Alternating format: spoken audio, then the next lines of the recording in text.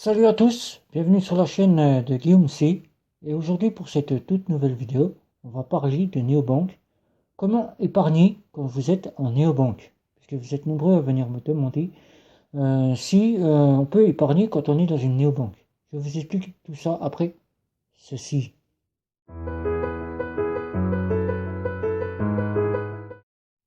Et pour ceux qui ne me connaissent pas, je parle de carte bancaire prépayée, de néobanque et de banque en ligne et de photos. Et aujourd'hui dans cette nouvelle vidéo, on va parler de comment épargner quand on est en néobanque.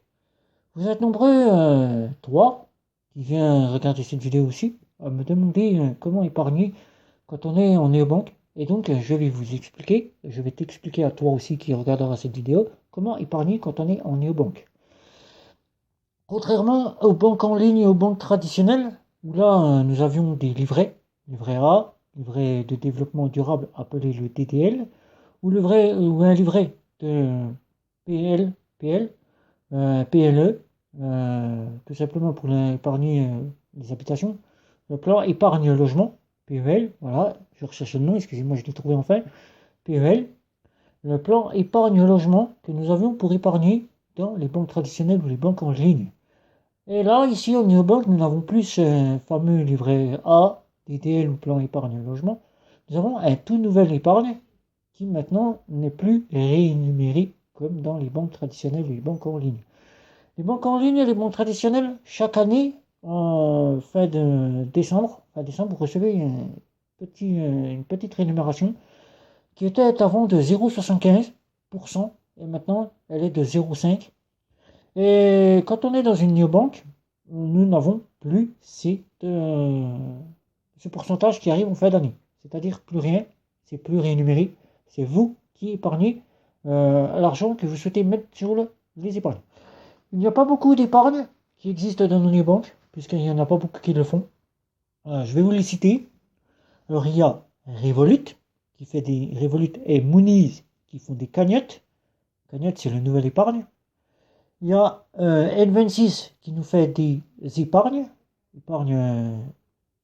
et Bunk qui nous fait des sous-comptes épargne. Chez Bank, pour avoir ses sous-comptes épargne, il faut passer à l'offre premium. Et dans les 25 sous-comptes que nous prévoit Bank, vous avez des sous-comptes épargne. Vous pouvez donc épargner, mettre l'argent de côté.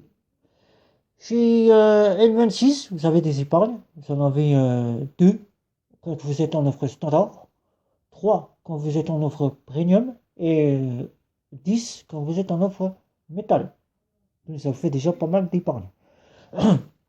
Pour épargner, c'est très simple. Ça se ressemble tous. Cagnotte, épargne ou simplement sous-compte épargne sont identiques. Donc, c'est vous qui mettez de l'argent. Je vais donc vous expliquer comment épargner en néobanque. Une façon simple pour pouvoir mettre de l'argent de côté. Puisque suite à ce qui nous arrive cette année, c'est-à-dire le coronavirus qui est là, qui nous a créé une crise sanitaire, et qui nous fait que nous ne savons pas ce que nous allons devenir demain, c'est-à-dire demain, l'année prochaine, et ce qui nous a fait faire perdre beaucoup d'argent, et donc il faut épargner, mettre de l'argent de côté pour se dire que demain nous avons une petite réserve d'argent. Alors c'est très simple, je ne vais pas vous montrer les cartes, puisqu'on connaît tous les cartes à force que je fais des vidéos, je ne vais pas vous les présenter aussi les néobanques, je vais simplement vous présenter les épargnes. Alors une cagnotte, une épargne ou un sous-compte, c'est à l'identique. Vous prenez de l'argent, vous posez de l'argent dessus. C'est simple, c'est vous qui faites. Voilà.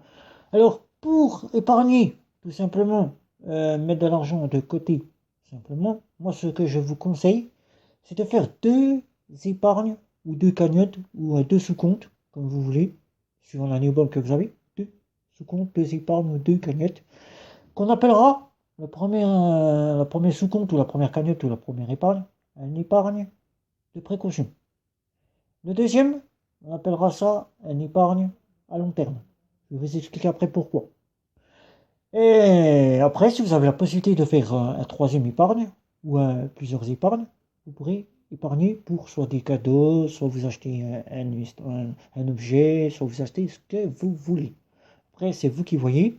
Mais moi, ce que je vous conseille le mieux pour épargner, mettre de l'argent de côté, c'est un épargne de précaution et un épargne à long terme. Pourquoi un épargne de précaution? Comme vous le savez, nos néobanques ne prévoient pas de découvert. Découvert, c'est-à-dire une petite réserve d'argent qu'on aurait besoin en fin de mois pour se dépanner quand on n'a plus d'argent sur le compte. Par exemple, aujourd'hui, vous avez besoin d'aller faire vos courses. Vous êtes en fin de mois, plus d'argent sur le compte, et pas d'argent. Pas d'épargne, vous n'avez pas mis d'argent de côté, vous ne pouvez pas aller faire vos courses. Une réparation de votre véhicule pour aller au travail, ou bien pour aller chercher du travail. Je suis même aussi dans la peau des personnes qui sont au chômage.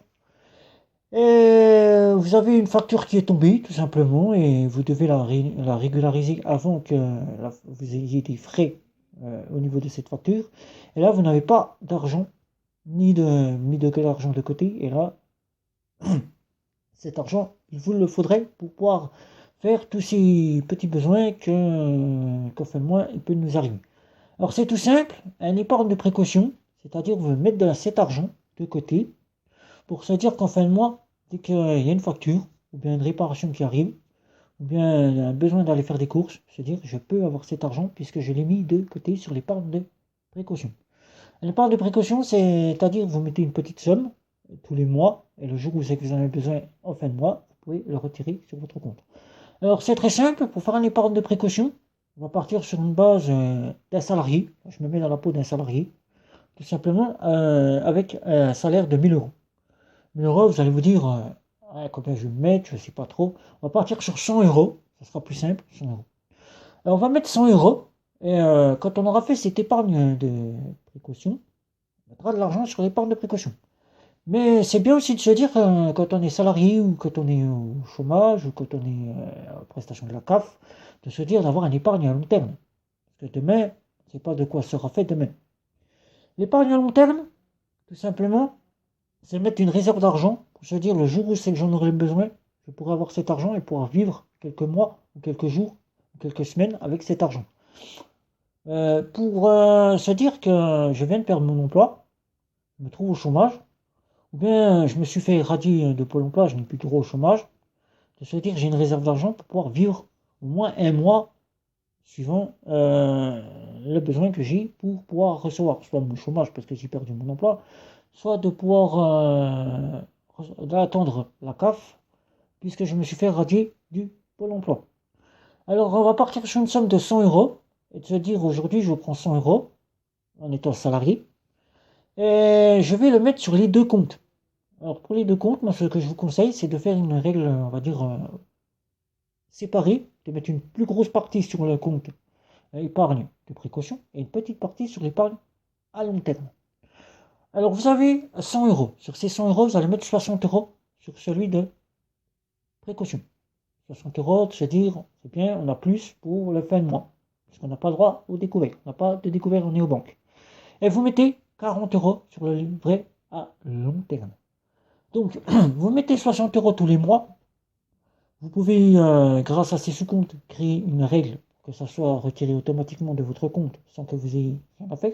C'est-à-dire que vous faites un virement permanent sur les livrets, 60 euros sur un livret ou un épargne comme vous l'aurez renommé, épargne de précaution, épargne de long terme, vous mettez 40 euros et vous faites un virement permanent. Divisé 102, vous faites un virement permanent, vous n'aurez rien à vous occuper.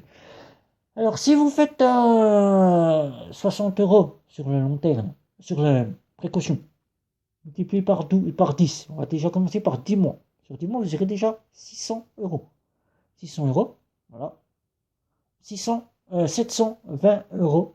720 euros pour un an que vous aurez économisé sur le précaution.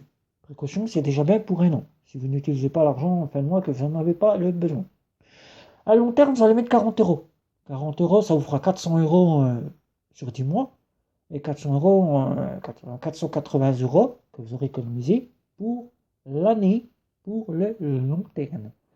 Donc c'est bien d'avoir 480 euros, puis de se dire si je tombe au chômage, que de me dire avec 480 euros, je pourrais déjà payer mes factures, le temps que mon chômage arrive, ou bien que je tombe à la prestation de la CAF, si je suis radié du Pôle emploi. C'est déjà ça, de se dire, on se met d'argent.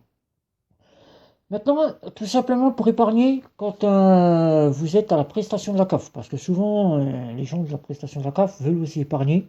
Et oui, ces pauvres malheureux gens, je me mets dans leur peau. On va dire que je deviens bénéficiaire aussi des prestations de la CAF. Et donc aujourd'hui, j'ai envie d'épargner en étant prestataire de la CAF. Comment je vais faire? J'ai pas un très gros revenu qui tombe chaque mois.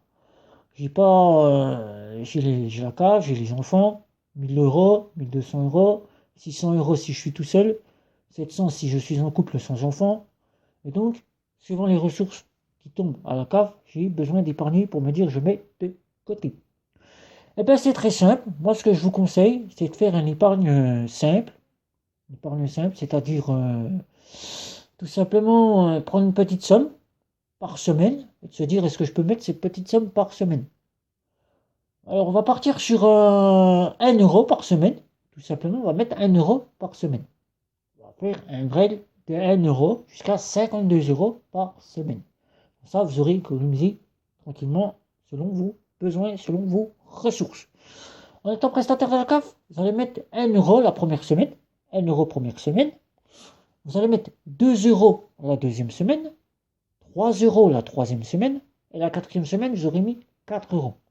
Si on fait le calcul sur l'épargne à long terme et l'épargne de précaution, vous aurez mis 4, 3 et 4, ça fait 6 euros.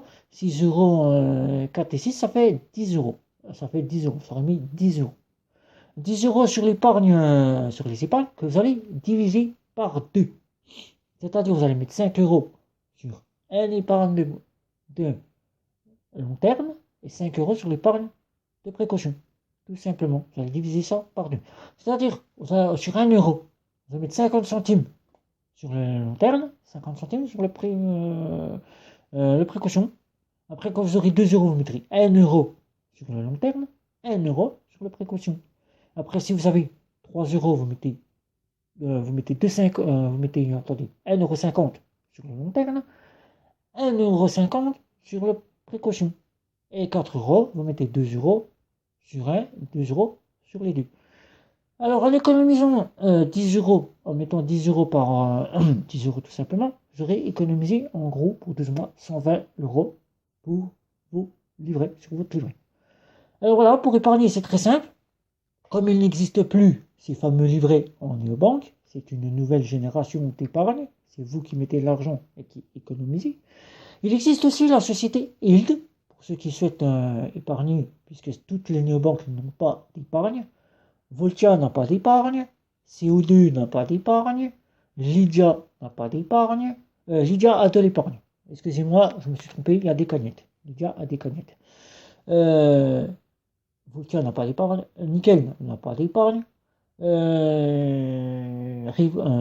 vous n'avez pas d'épargne, donc il vous faut, si vous souhaitez épargner, trouver une solution. Il existe la société Yield, le service Yield, qui fait... Je vous mettrai le lien de Yield sous la vidéo, et donc maintenant j'espère que vous saurez comment épargner quand vous êtes en néobanque. Bien évidemment, vous n'aurez pas beaucoup de néobanques qui font de l'épargne. Il y a Revolut, L26, Bunk, Moniz et le service Yield. Si vous souhaitez avoir Yield, vous pourrez épargner même si vous n'avez pas de cagnotte ou d'épargne sur vos néobanques. Et donc sur cette vidéo, je vais donc vous demander de commenter, liker, partager, me retrouver sur les réseaux sociaux. Et si ce n'est pas encore fait, de cliquer sur la petite cloche qui se trouve en dessous et le bouton vous abonner si ce n'est pas encore fait pour voir de prochaines vidéos. Sur ce, ciao ciao!